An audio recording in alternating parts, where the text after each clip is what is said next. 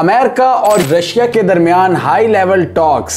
क्या Donald Trump Ukraine war रुकवाने में कामयाब हो चुके हैं? हम देखेंगे कि पुतिन ट्रंप के साथ कौन सी नई चाल खेलने की कोशिश कर रहे हैं और डोनाल्ड ट्रंप पुतिन को कहां पर फंसाना चाहते हैं। एक नई कोल्ड वॉर का आगाज हम देख रहे हैं। इन टॉक्स के पीछे हिडन एजेंडाज शामिल हैं। हम उन एजेंडास को परखने की कोशिश करेंगे। मैंने इस टॉपिक को काफ़ी कंघाला है, काफ़ी रिसर्च की है। ऊपर से तो सिर्फ यही न्यूज़ आ रही हैं, अच्छी बातें कही जा रही हैं कि अमेरिका और रूस के दरमियान ताल्लुकात बहाल होने जा रहे हैं, रशिया यूक्रेन जंग ख़त्म होने जा रही है और सब कुछ अच्छा होने जा रहा है। लेकिन ऐसा बिल्कुल भी नहीं है। ग्रेट पावर कंपटीशन जारी है और कौन होगा विनर, आइए जानने की कोशिश करते हैं।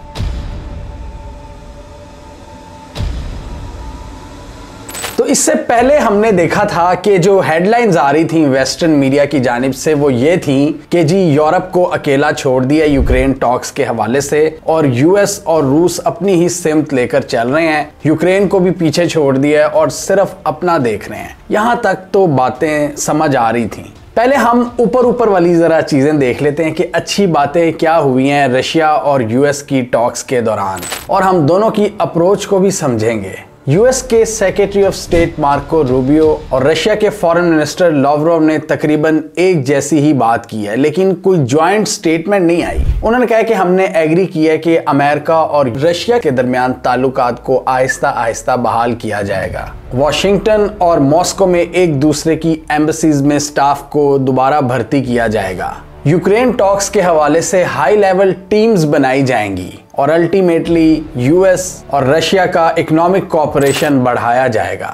जरा टीम पे नजर भी डाल लेते हैं कि दोनों साइड्स पर कौन कौन बैठा हुआ था। इस मीटिंग में सऊदीया के फॉरेन मिनिस्टर भी मौजूद थे। ट्रंप की टीम की बात करें तो ट्रंप के national security adviser Michael Waltz शामिल थे और मिडिल ईस्ट के स्पेशल एनवॉय स्टीव विटकॉफ, जिन्होंने गजा ट्रूस के हवाले से भी एक अहम किरदार अदा किया था। लेकिन स्टीव विटकॉफ का बैकग्राउंड क्या है? ये एक रियल एस्टेट डेवलपर हैं, यानी अमेरिका के इस वक्त मलिक रियाज आपको कह सकते हैं। मलिक रियाज भी अच्छे दौरों वाले, आज वाले मलिक रियाज नहीं। और इसके अलावा secretary of state Marco Rubio. इन तीनों का फॉरेन पॉलिसी के महाज पर कोई तगड़ा एक्सपीरियंस नहीं है अगर रशिया की टीम को देखा जाए। वो आजकल मीम्स आती है ना कि अगर फलाना किसी चीज में एक्सपर्ट है तो वो ऐसे 100 लोगों को खा जाए। तो रशिया की जो टीम थी उनके सामने ट्रंप की टीम के ये 3 लोग बच्चे थे, क्योंकि जितना वास्ट एक्सपीरियंस रशिया की टीम का है, और इससे पता लगता है कि रशिया कितना सीरियस है इन टॉक्स में। लावरोव, जिनका 40 साल से जायद का डिप्लोमेसी का एक्सपीरियंस है, पुतिन के फॉरेन अफेयर्स के एडवाइजर यूरी युशाकोव, और इसके अलावा रशिया की फाइनेंस टीम का भी एक बंदा शामिल था। वाज़ह था कि रशिया की टीम काफी तगड़ी थी। अगर आपको हमारा चैनल सब्सक्राइब किए 3 साल से जायद का अरसा हो गया तो आपको याद होगा हमने वीडियो बनाई थी रशिया यूक्रेन जंग के हवाले से। तकरीबन यही दिन चल रहे थे फरवरी के कि रशिया को मसला क्या था यूक्रेन से। रशिया का सबसे बड़ा मसला यह था कि यूक्रेन नेटो को ज्वाइन ना कर ले। नेटो ने भी पहले रशिया को यकीन दहानियां कराई थी कई बरसों पहले कि हम ईस्टवर्ड एक्सपेंशन नहीं करेंगे, यानी रूस के करीब तक नहीं जाएंगे। रूस इसको सबसे बड़ा नेशनल सिक्योरिटी थ्रेट समझता है और रूस ने इसको रेड लाइन डिक्लेयर किया था कि अगर यूक्रेन नेटो में शामिल होने की बात भी करेगा तो ये रेड लाइन क्रॉस होगी। रशिया का कंसर्न ये है कि यूक्रेन अगर नेटो ज्वाइन कर लेता है तो यूक्रेन के अंदर नेटो ट्रूप्स होंगे और नेटो अपने मिसाइल्स तैनात कर सकता है जो कि मॉस्को को 2 मिनट में निशाना बना सकते हैं। ऑब्वियसली प्रॉक्सिमिटी फिर करीब हो जाती है। तो ये था रशिया का सबसे बड़ा कंसर्न, और जब उन्होंने बात नहीं मानी रशिया ने चढ़ाई कर दी। और आज ये हाल है कि रशिया आहिस्ता आहिस्ता अपनी मिलिट्री कैंपेन करते हुए यूक्रेन के 20% से ज्यादा हिस्से पर काबिज हो चुका है, जिसको मिलिट्री एक्सपर्ट्स ने मीट ग्राइंडिंग टैक्टिक का नाम दिया, यानी आहिस्ता आहिस्ता आगे बढ़ना और अपने ऑब्जेक्टिव्स को हासिल करना। और इस चक्कर में रूस के अपने कई सोल्जर्स मारे गए। डेली बेसिस पर रूस ऑन एवरेज 1000 से ज्यादा सोल्जर्स गंवा रहा है, और इसको ट्रंप भी एक्नॉलेज कर चुके हैं कि रशिया की एक बहुत बड़ी मिलिट्री मशीन है जिसको रोकना बहुत मुश्किल है। इससे जाहिर होता है कि अमेरिकी प्रेसिडेंट ने भी ये मान लिया है कि रशिया को हराना नामुमकिन है, जिसने पास्ट में हिटलर और नेपोलियन की फोर्सेस को हराया हुआ है और अब वो पूरे नेटो के इत्तेहाद को टक्कर दे रहा है। जबकि रशिया आहिस्ता आहिस्ता करके 20% तक यूक्रेनियन टेरिटरी पर काबिज हो चुका है। ईस्टर्न इलाकों की बात करें, लुहांस्क और डोनेट्स्क के बाद और भी बहुत से इलाके इन्होंने पिछले 2 सालों में फतह किए। तकरीबन 40 लाख के करीब यूक्रेनियंस रशियन ऑक्यूपेशन के अंडर रह रहे हैं और ऑक्युपाइड टेरिटरीज की आधी से ज्यादा पॉपुलेशन अपने इलाकों में नहीं रह रही, या तो वो मारी जा चुकी है या वो इलाके छोड़ चुकी हुई है। लुहांस्क और डोनेट्स्क के बाद आप देखें खार्किव रीजन, इसके अलावा मारियोपोल, खैरसन, ज़पोरिज़िया और ईस्टर्न यूक्रेन का तकरीबन ये 20% इलाका। इस मीटिंग में रशिया के फॉरेन मिनिस्टर लावरोव ने क्लियर कर दिया है कि हम किसी भी सूरत में पोस्ट वॉर सिनेरियो में नेटो या किसी किस्म के यूरोपियन ट्रूप्स कबूल नहीं करेंगे किसी भी बैनर तले, चाहे आप उनको कोई और नाम दे दो, आप उनको नेटो का नाम ना भी दो। ये इस वक्त जो यूरोपियन कंट्रीज करने की कोशिश कर रहे हैं कि अपना एक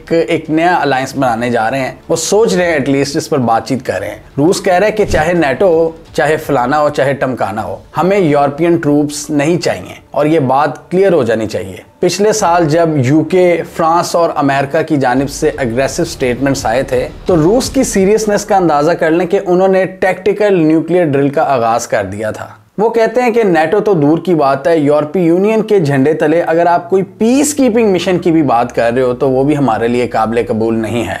यूक्रेनियन फोर्सेस के मोराल का भी इस वक्त बहुत बुरा हाल है, जिसको वेस्टर्न एक्सपर्ट्स भी एक्नॉलेज करते हैं। और बाइडेन साहब ये सोच रहे थे कि $60 बिलियन का पैकेज कोई जादू करेगा और यूक्रेनियन सोल्जर्स के अंदर जज्बे की एक नई रूप फूंक देगा, जो कि एक बिल्कुल नामुमकिन चीज थी। उनको मैन पावर स्ट्रगल्स का शदीद सामना है। अब सिर्फ एक ही हल रह गया था कि ये नेटो कंट्रीज सारी मिलकर खुद मैदान में उतरती, यूक्रेन के अंदर और रशिया से लड़ना शुरू हो जाती, जो कि वर्ल्ड वॉर 3 का आगाज हो जाता। और अभी भी उनकी तरफ से स्टेटमेंट्स आती रहती हैं यूरोप के कंट्रीज की जानिब से, यूके, फ्रांस, जर्मनी वगैरह की जानिब से, कि हमें फ्यूचर के लिए रशिया से मुकाबले के लिए तैयार रहना होगा, अपने डिफेंस बजट को बढ़ाना होगा और अपनी फोर्सेस को तगड़ा करना होगा। मतलब वो वर्ल्ड वॉर 3 के ख्वाब देखना शुरू हो भी गए हैं उनकी जो मिलिट्री एस्टेब्लिशमेंट्स हैं। अब आप समझ गए जो मैं कहने की कोशिश कर रहा हूं। सबसे बड़ा चैलेंज जो आने वाला है अगले दिनों में इन टॉक्स में, यूएस ये कोशिश करेगा कि ज्यादा से ज्यादा कंसेशंस ले और रूस को मनाने की कोशिश करे कि आप कुछ टेरिटरी छोड़ दें,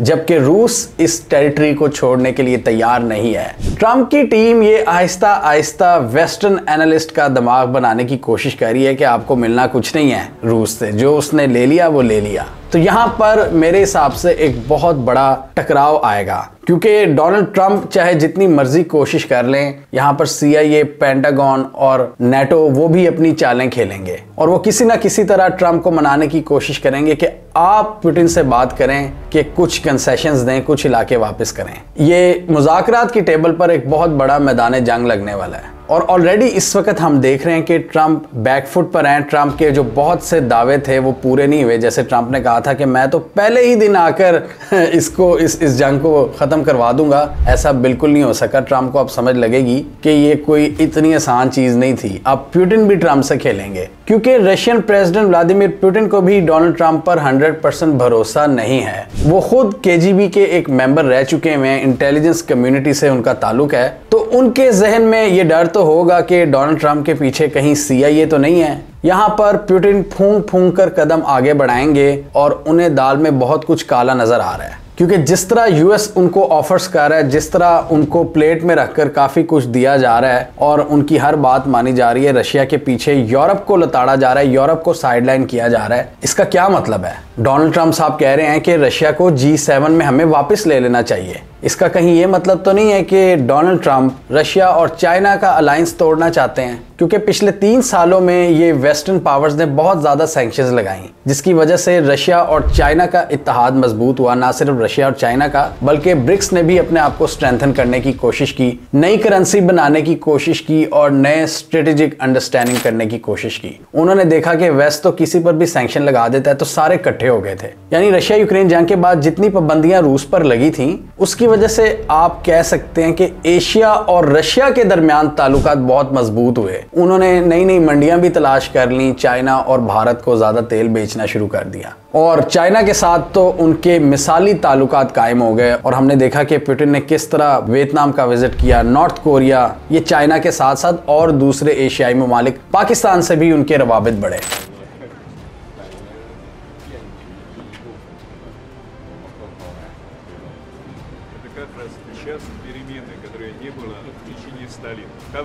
Двигать эти перемены. Перекиньте, пожалуйста, дорогой друг.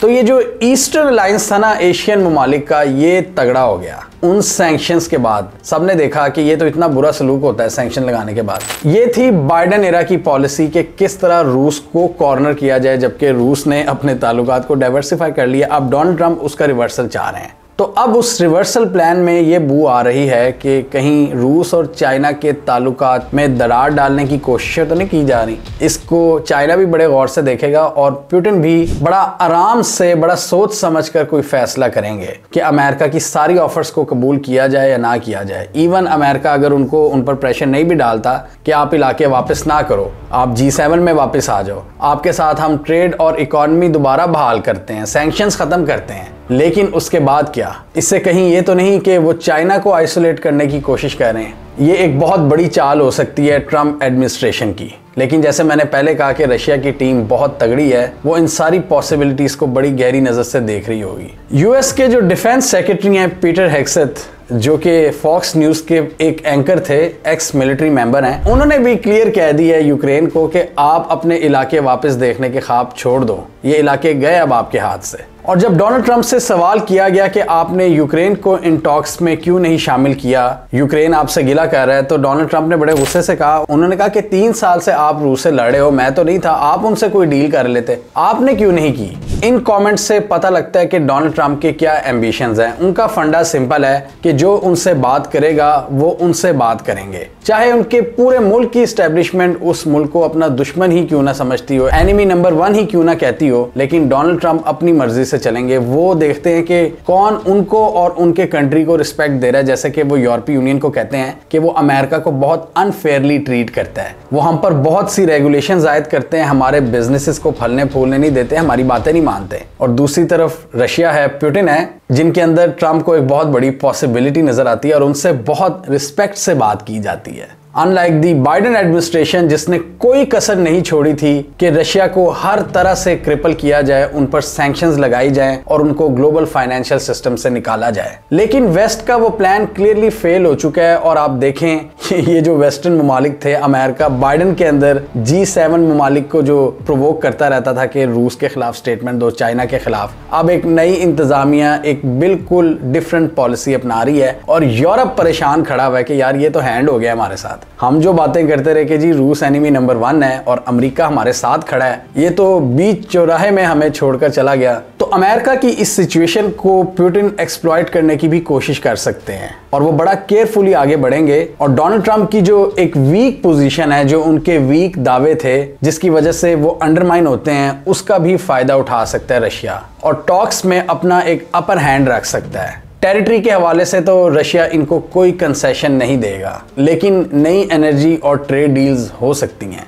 और रशिया यूक्रेन जंग का भी खात्मा अभी फौरी होता हुआ नजर नहीं आ रहा। जो अरबों डॉलर अमेरिका ने नेटो के लिए भेजा था, वो गोलियां भी अभी चल रही हैं, लेकिन उनके चलाने वालों में कमी है यूक्रेनियन फोर्सेस के लो मोराल की वजह से। मार्को रूबियो का कहना है कि रशिया के साथ हमारी इनक्रेडिबल अपॉर्चुनिटीज है जिनको हम मिलकर एक्सप्लॉइट करेंगे। और ऊपर से रूस ने भी उम्मीद का इजहार किया है कि ताल्लुकात अब बेहतरी की तरफ जाएंगे। Donald Trump clearly Russia Ukraine जंग के मामले में इतने फिक्रमंद नहीं जितने वो रशिया के साथ ताल्लुकात को बहाल करने में इंटरेस्टेड नजर आते हैं। और उसके जरिए शायद वो चाइना को भी आइसोलेट करना चाहते हैं और रशिया की जो एशिया के साथ एंगेजमेंट्स हैं उनको कम करना चाहते हैं, रशिया को वापस यूरोपियन ब्लॉक में लाना चाहते हैं ताकि एशियन अलायंस मजबूत ना हो चाइना के अंडर। कुछ लोगों का यह ख्याल है कि डोनाल्ड ट्रंप ने जिस तरह यूरोप को साइडलाइन किया है, उसने अमेरिका और यूरोप के हिस्टोरिक ट्रांस अटलांटिक अलायंस को शैटर करके रख दिया है, जिसके बारे में ज़ेलेंस्की ने भी बात की है और यूरोपियन लीडर्स ने भी कंसर्न का इजहार किया है कि हमारा इतना पुराना अलायंस, इतनी पुरानी बॉन्डिंग जो वर्ल्ड वॉर 2 के बाद सीमेंट हुई थी, उसको ट्रंप तोड़ने जा रहे हैं। जबकि मेरे जैसे लोगों का ख्याल यह है कि ट्रंप रशिया को अपनी साइड पर करके एक नया वेस्टर्न अलायंस बनाना चाहते हैं, यानी एक नया ट्रांस अटलांटिक अलायंस जिसमें जो ट्रंप की बात मानेगा वो शामिल होगा और जो नहीं मानेगा उसको ट्रंप फारिग करा देंगे। और इसलिए अग्रेसिव कोशिशें की जा रही हैं अपने वाइस प्रेसिडेंट के जरिए और इलॉन मस्क के जरिए कि यूरोपियन हुकूमतों पर प्रेशर डाला जाए कि तुम वो करो जो हम कह रहे हैं, राइट विंग आवाज़ों को सप्रेस ना करो और इमिग्रेशन के हवाले से वो पॉलिसीज अपनाओ जो हम अपना रहे हैं, नहीं तो तुम्हारी ऐसी की तैसी। और हमारे बिजनेसेस को फ्लरिश करने दो, हमारी सोशल मीडिया कंपनीज को खुलकर काम करने दो। इस पर इलॉन मस्क और ट्रंप एक पेज पर हैं। लेकिन ये एक इंटरेस्टिंग चीज़ है कि जो पिछले 4 सालों से हम यूएस की कोशिशें देख रहे थे रशिया को आइसोलेट करने की, डोनाल्ड ट्रंप ने उसको बिल्कुल रिवर्स कर दिया और अपनी पॉलिसीज़ को लेकर चल रहे हैं। और अब देखना ये आने वाले दिनों में कि ट्रांस अटलांटिक अलायंस इनका मजबूत होता है या वीक होता है। फिलहाल तो वीक होता हुआ नज़र आ रहा है। लेकिन क्या आपके ख्याल में ट्रंप के इस मूव के पीछे चाइना को आइसोलेट करना एक एजेंडा हो सकता है? रशिया को अपनी साइड पर कर जो एशियन अलायंस हम देख रहे थे ब्रिक्स वगैरह की शक्ल में, क्या उसको ट्रंप कारी ज़र्ब लगाना चाहते हैं? क्योंकि ब्रिक्स के हवाले से वो पहले भी खिलाफ बोल चुके हैं कि ब्रिक्स कंट्रीज ने अगर नई करेंसी लॉन्च की तो हम उन पर 100% टैरिफ आयद करेंगे। तो क्या ये ब्रिक्स और चाइना और BRI को वीक करने की एक कोशिश है, या आपके ख्याल में डोनाल्ड ट्रंप खलूस नीयत के साथ रशिया के साथ ताल्लुकात को बहाल करने जा रहे हैं और इसके पीछे CIA, पेंटागन या मिलिट्री इंडस्ट्रियल कॉम्प्लेक्स की कोई चाल नहीं है? आप क्या समझते हैं? कमेंट कीजिए। इसके अलावा हमारा YouTube चैनल सब्सक्राइब कर लें, साथ ही वो बेल आइकॉन भी दबा लें ताकि वो स्टोरीज दुनिया भर से और पाकिस्तान से जिनकी मेन स्ट्रीम मीडिया पर प्रॉपर कवरेज नहीं होती, हमारे प्लेटफॉर्म के थ्रू आप तक टाइम पर पहुंच जाएं।